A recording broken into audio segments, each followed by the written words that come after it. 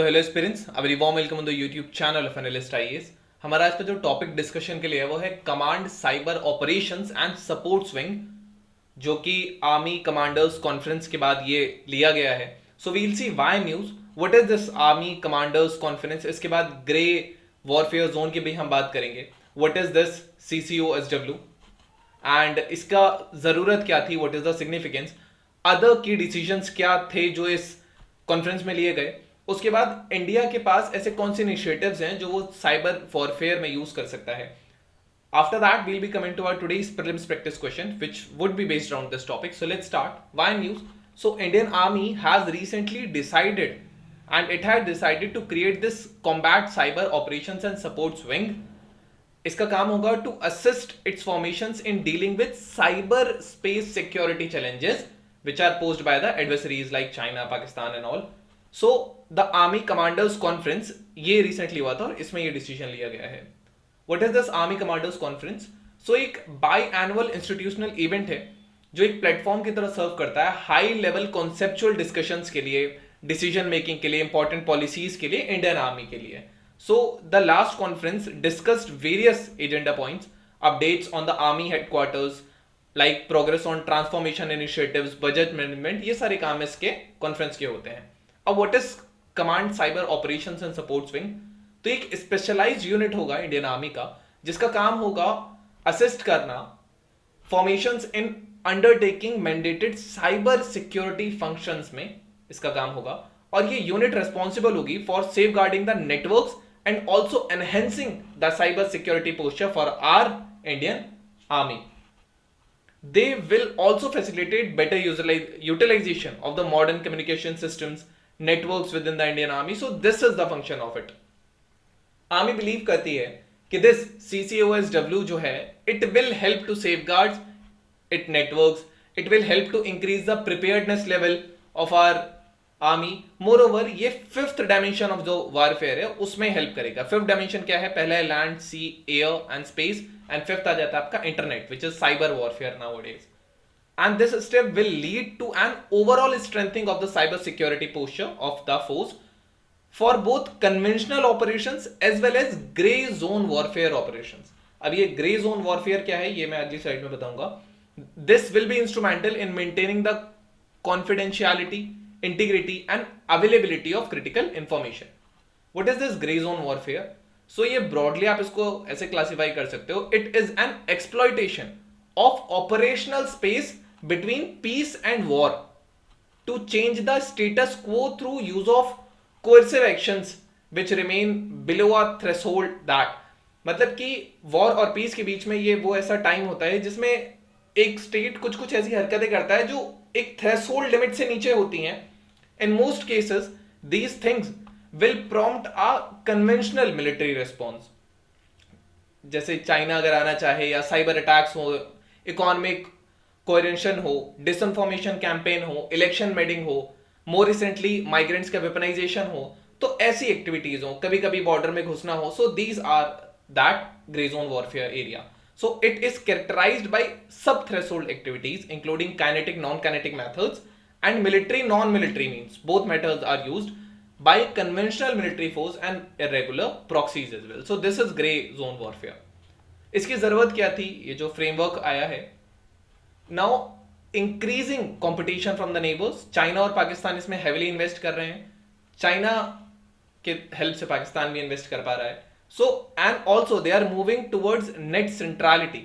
Army rapidly एक net centricity की ओर move कर रही है, which entails an increased resilience on modern communication systems. Then widening cyberspace. Cyberspace has emerged as an important component of the military domain, both in the grey zone warfare as well as in the conventional operations. So it is necessary. Then inclusion of tech-enabled equipment.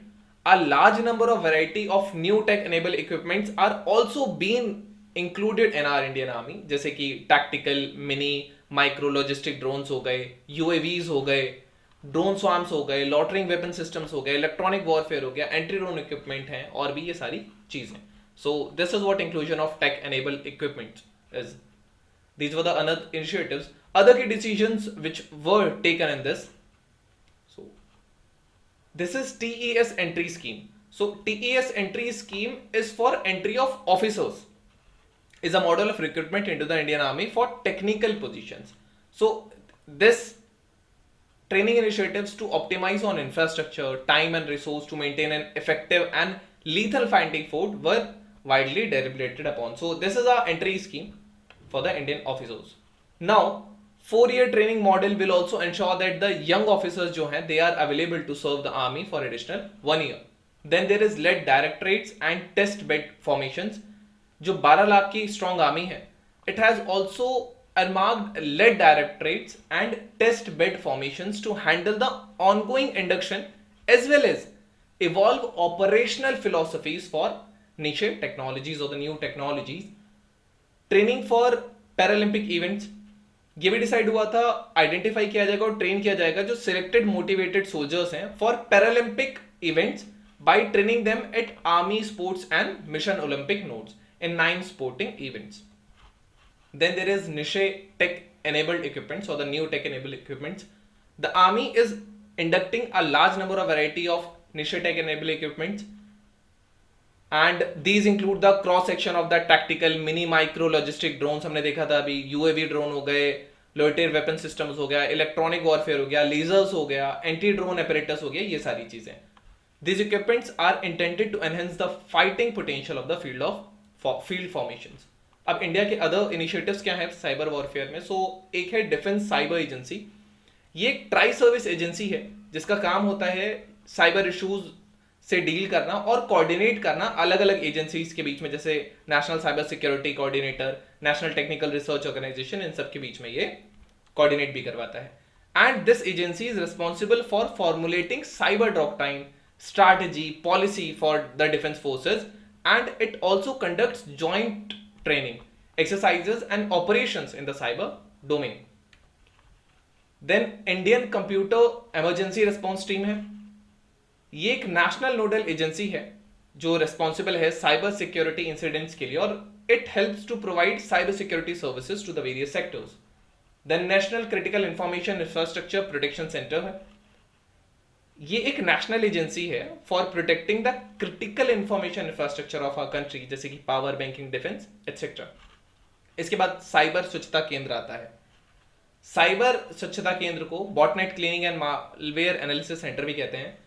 ये एक platform है जो detect करता है और clean करता है जो इन्फेक्टेड डिवाइसेस और मालवेयर जो होते हैं and provides malware analysis reports as well. So इसका ये काम है. Now let's discuss our today's prelims practice question. So the first question says, which of the following is the supreme commander of military in India? Chief of Defense, President, Prime Minister, or National Defense Advisor?